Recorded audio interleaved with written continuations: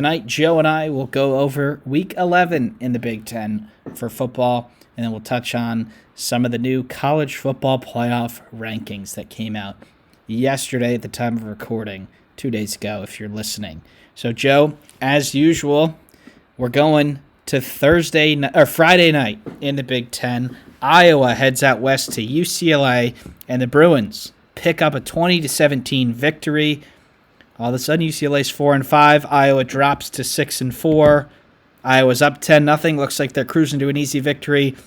UCLA says not so fast and win it by a field goal in the end. Really disappointing one for Iowa to drop this. Sean, UCLA is kind of becoming the season ruiner for a lot of these teams. You could argue they almost ruined Rutgers' season. More on that later. They definitely ruined Nebraska's season, especially if they don't make a bowl game, and even if they do, that's a black mark on their season in the worst way possible. Then you got this loss that Iowa suffered at the Rose Bowl. I mean, this is just the definition of a weird football game, which is why I predicted UCLA to win. Now, I didn't really draw it up where they turned the ball over 3 times in the first half, particularly all of them being Ethan Garber's fault, something we haven't really seen him do since September, Sean. And, going into this game, Iowa was a touchdown favorite because I think the odds makers figured, hey, they're going to get a few turnovers and UCLA is going to capitulate. And that's what almost happened in the first quarter. They get an early 10-0 lead, but from then on, it was a total disaster for Iowa. Caleb Johnson was held to his lowest rushing total on the season, not just in Big Ten play, but the season. That's shocking, Sean. Because even the Michigan State game where he was shut down, he still bursted off a 75-yard touchdown. And this game, he had 18 carries for 49 yards. His longest run, Sean, was 15 yards. Total was totally inept. Brendan Sullivan and Jackson Stroud, the combo of those two couldn't do much of anything. Both had QBRs of less than 50, particularly Brendan Sullivan. And from there, UCLA cruised. This is the first time we really saw UCLA's run game. TJ Harden, his first 100-yard rushing performance of the season. Kind of weird that it came against a defense like Iowa, Sean. Talking in terms of narrative here, UCLA is probably the hottest non-good team in the country, if that makes sense. Kind of, if you listen to our basketball podcast, kind of what Ohio State's been in the last few years, where they're not really threatening to make the tournament, but boy, they're threatening to ruin your season. And that's kind of what UCLA is becoming. Kind of a lot like the 22-23 Nebraska team in basketball. That's what they remind me of. Oh, did we lose you there, Joe? Well, hopefully Joe comes back, but it is UCLA's 3rd straight win of the season. Similar to Nebraska. Your whole season really... Oh, sorry, Sean. Yeah, sorry, Joe. We lost the last 30 seconds of you, so if you want to roll that back. Let's roll it back. Similar to Nebraska, Sean, now Iowa's season is flipped upside down. You thought, even at a record of 6-3 going into this game, the rest of the 3 games they were going to be favored in. And they're still going to be favored in the remaining 2. But, Sean, 10 wins is far out the window. And frankly, a 9th to 12th place finish in the conference with this schedule is going to be nothing but disappointing to Hawkeye fans. So I think they have a lot of questions to ask. I think they've solved a lot offensively. I think this game was definitely a massive step back. I think defensively they are what they've been, which is still really good. But I think a lot of people are going to be talking about Kirk Ferentz's future and maybe his immediate future. So really bad for Iowa and UCLA. A bowl game is now more than possible. Yeah, I'd say it's likely at this point, Joe. They just have to win 2 of their last 3. 2 of them are at home, Washington away. With the way they're playing now, you'd have to say that there's at least a solid chance that they do win 2 out of 3 here. And you have to give them credit, but you also do need to rightly criticize Iowa. This sort of performance should be behind them, honestly. Even last year's team doesn't do this, I think. And, unfortunately for them, you already got to a bowl, and really who you're playing is it really going to be a whole lot different, whether you have 6, 7, or 8 wins? I mean, probably not. You're not finishing anywhere near the top of this conference, so if you're Iowa, you really have to be kicking yourself losing this game. You're winning by 10. You think, Iowa's winning by 10, let's Caleb Johnson them to death and win this game, and Just a lot went wrong there for the Hawkeyes. All right, on Saturday, Joe, we have the big noon kickoff game, which was not close. Nobody expected it to be. Ohio State beats Purdue 45 to nothing. Feel bad for Joel Klatt and Gus Johnson on the call. This one was over quick, and that's exactly what we asked for from Ohio State. They were able to get their backups in for some reps before a couple big games ahead. But anything to add to this one? No, Sean. I mean, you can criticize certain aspects of Will Howard's game in this. Maybe his deep ball wasn't that on point, but Yeah, no turnovers, 3 yeah, touchdowns. He did the job. yeah, and four if you count the rushing TD. Yeah, I think this was just kind of a show. Travion Henderson only had 6 carries, but he did have a touchdown there on that reverse jet sweep. I bet this was just a put stuff on film game for Ohio State. You saw Devin Brown and Julian Sain in there. I will say, Will Howard is starting for a reason, and I doubt there's much of any Will Howard haters, but if there are, you can kind of see why he's the starter based on what Devin Brown and Julian Sain did in their limited time. But that's really my only comment, Sean. The worst team in the conference lost to one of the best teams in the conference by a lot. I don't think we have to talk about that much more. Yep, in terms of Purdue, it didn't really look like they were ever close to scoring. Just the 2 turnovers, and saying just the 2 turnovers really puts into perspective how low Purdue has fallen. And the only thing really to watch out for them, Joe, is when the season does end, are they making that change at head coach? And it seems likely at this point. All right, another game. Here we go. Minnesota goes to New Jersey to face Stone Cold Rutgers. The Scarlet Knights get the job done 26 to 19. PJ Fleck's team, full of momentum, has it stopped. Rutgers gets to 5-4, bowl game now in play for the Scarlet Knights. And Minnesota looking to move up the standings. That doesn't happen. So Callie McManus, a little bit of revenge game, 3 touchdowns, 240. And his team gets the job done coming from behind and then holding on late. So, Joe, got to be impressed with Rutgers in this one. Sean, I think we could label this as 2 different ways. The realistic version is the Athlete Callicmatus revenge game. If you're melodramatic, you could say the return of the Greek Freak. But Sean, this is really an impressive effort by Rutgers defense, who's been really banged up lately. Keep in mind, no Kyle Monungai on offense, down 3 of their starters on defense, I believe, and still causing a late fumble late, really allowing Minnesota's rushing game to be a non-factor. I mean, the longest run they had as a unit was Max Brosmer's 28-yard scramble, and then Darius Taylor's longest run was 18 yards. Combined, they're two, and this is a great stable of backs, Major and Taylor. On 12 carries, they were held to 37 yards. That's almost 3 yards a carry. So complete non-factor for Minnesota there. I thought Max Brosmer wasn't terrible. I really think he protected the ball well, but ultimately that one turnover on that fumble cost them the game, Sean. And Rutgers, this is the first time. I know Athlete Callicmanis had 1 pick, but other than that, he was outstanding. 3 TD passes, albeit a lot of them were short. He just did what he was expected to do. This is what we praised him for at the beginning of the year. He kind of relied on the defense, relied on a lot of his playmakers, particularly Ian Strong the most. And Sean, this is probably one of the more shocking results of the conference in terms of this week, because there was a lot of games where we thought there would be much doubt, especially after I predicted UCLA. Rutgers was on a 4-game losing streak, Sean. They were as cold could be.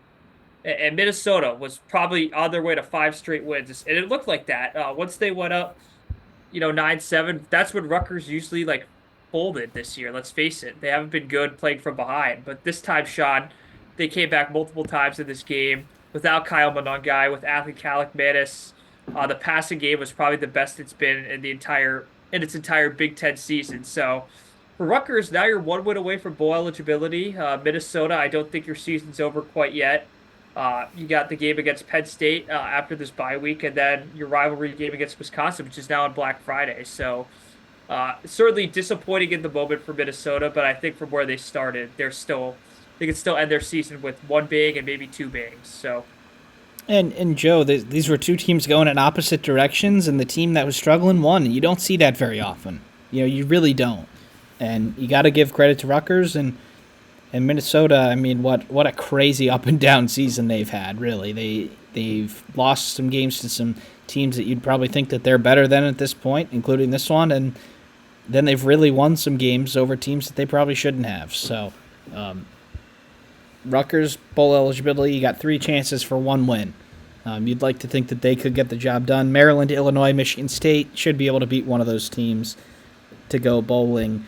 And then in terms of Minnesota, they got 2 tough games left, so we'll see whether they, get dragged back into the middle of the pack or whether they can make a bang and move up the standings. All right, Joe, we got 3 games left here. This is the one that is probably the most important in the grand scheme of things. Michigan goes on the road to Memorial Stadium to play the undefeated Indiana Hoosiers.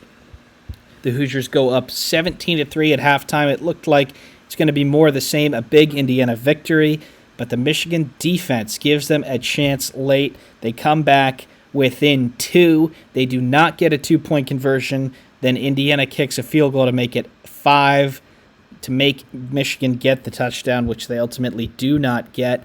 Indiana gets to 10-0 despite really not doing much in the second half. Yeah, Sean, in terms of Indiana, this is probably their most disappointing offensive performance of the year, and that's not said with shade. This is the first time their offense has not clicked on all cylinders throughout especially the second half. Normally, Sean, we've seen them have a rough time in the first quarter, maybe like make some adjustments in the second quarter. Then the third and fourth quarter, it's been a track meet. This didn't happen at all, Sean. Held to 3 total points, and that was really with great field position via bad special teams play by Michigan. So I'm not really going to rip Michigan's defense here, and I'm not going to praise Indiana's offense all that much. I think Indiana's offense had an off day in large part to Michigan's defensive line getting to Curtis Rourke a lot. He didn't look comfortable back there, and it wasn't because of the injury. It's because he had 3 guys in his face a lot of the time. Even still, Sean, I think the story of the game had to be that interception within the 10-yard line. The fact Michigan, known as a power football team, in 3 plays couldn't get past the 3-yard line. I think that's the story of the game. Indiana cashed in on their opportunities. The turnover for them led to points. For Michigan, the turnover for them led to 3 points. They didn't finish. And against Indiana on the road, against the top 5 team now, you have to score touchdowns in those situations. Michigan had plenty of opportunities. The 2-point conversion, even the last drive, they had some open guys down the field. And Davis Ward just missed them. And I'm not saying he played a bad game at all based on his standard. Overall, as the team, just very disappointing. The offensive line held up okay, but ultimately, Sean, they were 1 or 2 plays away, and that's the story of this game. And ultimately, Sean, that's why Michigan's staring at 5-5. They were 1 play away in the Washington game. They were 1 play away in this game, and I know the Oregon, Texas, and Illinois games might have been more out of reach, but even in those games, Sean, there were early opportunities. So Michigan, for a relatively experienced team, it's really disappointing to see in November they haven't figured this out. And for Indiana, I think this is a really good win, not only because they played bad, let's face it, Sean, the second half and won, but now they have the bye week. And as you've seen on ESPN, we'll talk about this later, they probably have an above 80% chance to make the playoff, barring that they don't get blown out by Ohio State. We'll talk about that later. Yeah, I think we talked about this being there's a way this could have been a close game, Joe, and how we still did think Indiana would probably win that, and that's kind of exactly what happened here. You talked about them not scoring after the interception. That was big. And then ultimately, Indiana sort of played it safe with a lead, which is not how things have gone this year. Cignetti has gone pedal to the metal. Let's run these guys off our field and blow them out. I thought there were a couple conservative play calls that probably he'd like back. You lose Justice Ellison. He was in and out of the game. Something's up injury-wise with him. And Tyson Lawton does okay.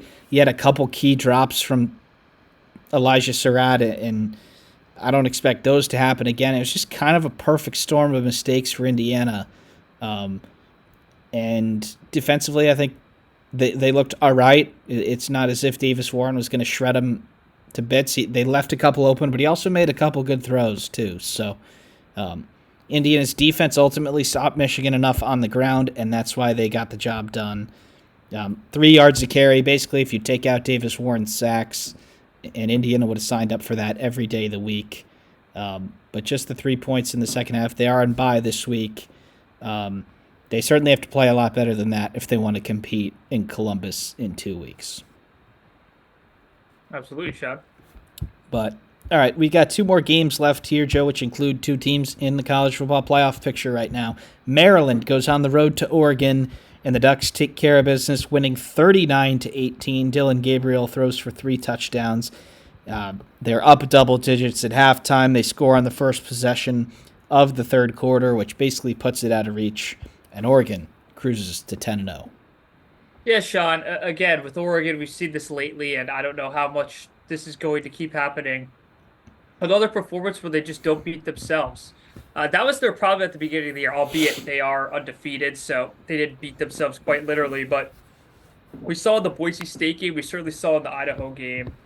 Ever since Big Ten play started, though, Sean, and even in the Ohio State game, we saw glimpses of it. Ever since that game, Sean, they've been pedal to the metal, no big mistakes, and that's all Dan Lanning's emphasized. I think a lot of criticism directed toward him, and rightfully so, in the 22 and 23 season was they were put in positions where they had to go for it on fourth down against Washington twice. Whether it's the 22 regular season, the 23 regular season, and then they dug themselves holes in certain games. We didn't see that at all from Oregon, uh, whether it was on Saturday or since October the 12th. So, we could talk about Dylan Gabriel all day long. I think he's probably a front runner at quarterback for the Heisman, albeit Ashton Genty is likely to win it. Three TDs, no picks. Didn't even have to run all that much, I might add. So I think for Oregon, the next few games before the Big Ten title game, even the Wisconsin game, I think if you continue these kinds of performances without putting much on tape, uh, I would treat these as kind of track meets practice runs because Oregon isn't number one. Maybe they're not the best team in the country, but they're not number one undeservedly. So uh, the best team in the conference beat a really bad team in the conference that's 1-5, and that's kind of the way you often see it happen. And Joe Dylan Gabriel did break the NCAA record for touchdowns in this game. Go back to, he did start college in 2019 like we did, and we've been out of college for a couple of years now. But 3 years at UCF, two at Oklahoma, and now this year so far at Oregon. And nobody has more touchdowns in the history of college football than Dylan Gabriel at the quarterback position. So congrats to him for that.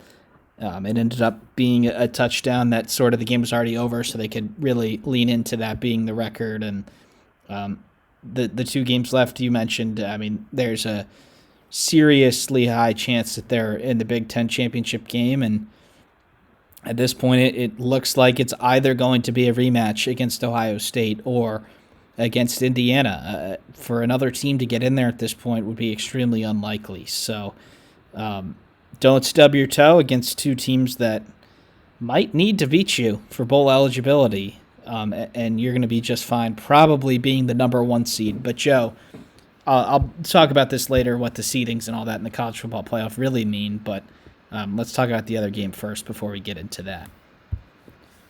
So Washington goes on the road to Penn State, and like the last game, this one wasn't close either. The Nittany Lions win 35-6. They're up 28-0 at halftime, and then after that, they cruise to an easy victory. Kind of exactly what we asked for from Penn State here in the whiteout Yeah, game. yeah, Sean. I admittedly thought this game was going to be very close. Clearly, it wasn't. I think it was a very similar script to the Iowa whiteout game last year. Washington had a great opportunity to score. They screwed up on around the 20, similar to the way Iowa turned the ball over in their first drive of the game last year in the whiteout. This time, Washington missed a field goal. From there, the floodgates opened, and that's the problem in whiteouts. Those critical mistakes are probably worth 28 points, as insane as that sounds, Sean. When you miss chances to score and kind of silent the crowd, the moment Penn State gets any momentum, if you don't have the talent, which Washington certainly doesn't, to keep up, it's going to be a monsoon, and that's kind of what happened. Drew Aller, I thought, got back on track perfectly. I thought the Bo Prabula packages in this game were again masterful. I thought Andy Kolodnicki did a great job bouncing back. I do think Tyler Warren passes got to stop. I mean, I don't know if it's who they're putting it on film for. I think whether it's Ohio State or someone in the playoff, I don't think that's going to fool many people, especially if you do have the 3 week period to prep. Outside of that shot, that's my only real criticism of Penn State. Katron Allen, Nick Singleton, even Corey Smith getting it on the action. Uh, this offense still has a lot of weapons, albeit it might not be traditional weapons like at receiver, but they are getting it done. And outside of the Ohio State game, shot, I know that's driving the fan base insane. If they take care of business these next two games or three games, I should say, they're in the college football playoffs. So I don't think Penn State as a fan base nor as a team should lose sight of that.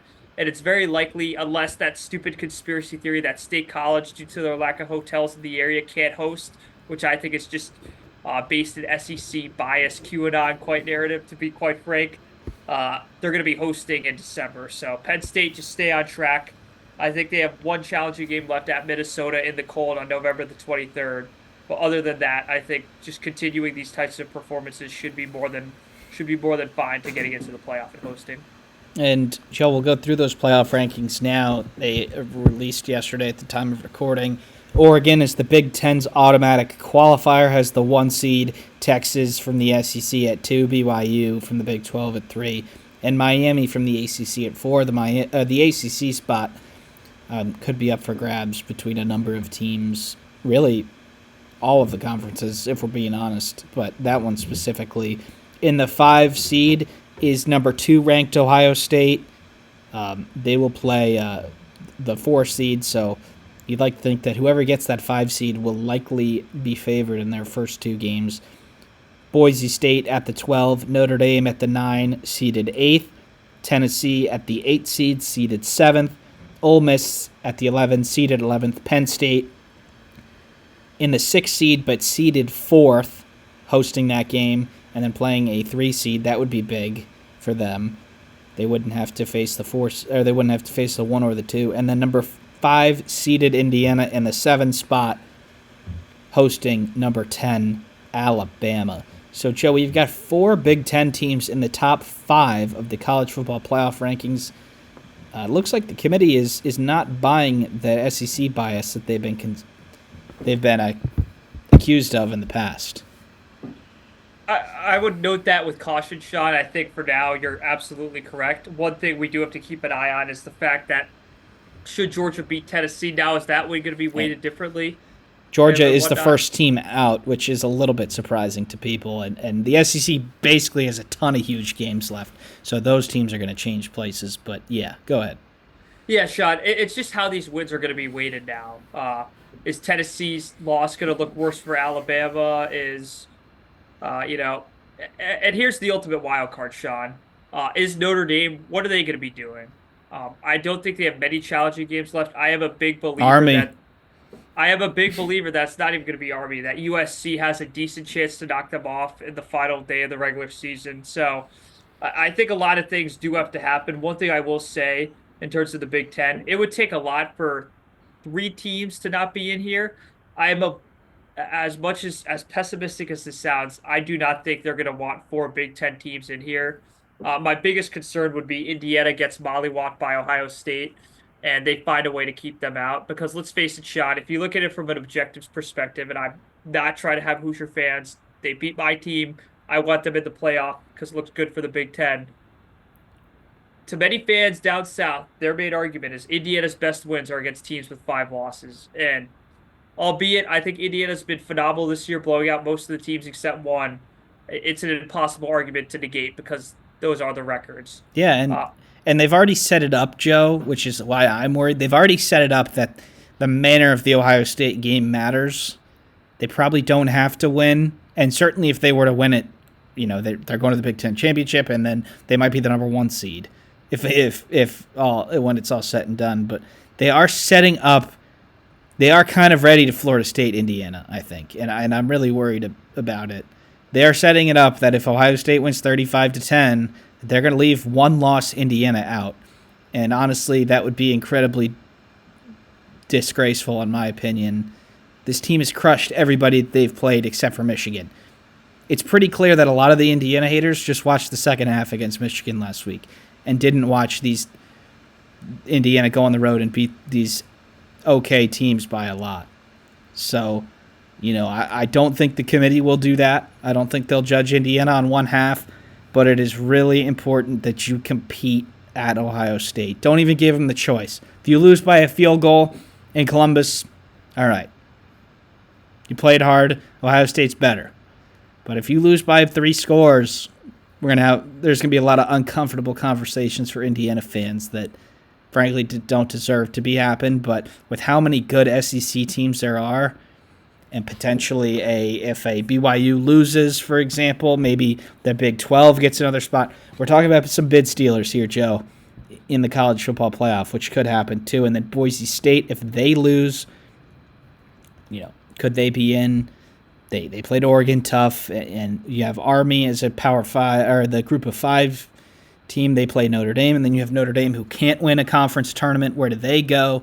So it's incredibly messy so far, Joe, and that's really all that I think we have to say on it. But 4 Big Ten teams in it right now, and if Indiana does get in, Joe, and who is that other team that doesn't, in your opinion? I think the Big Ten, this is how I put it, Sean. The Big Ten is one upset, whether that's, and I truly mean this, an Ohio State loss in the regular season. I don't think they're going to lose. For the record, I don't think they'll lose to Northwestern or Michigan.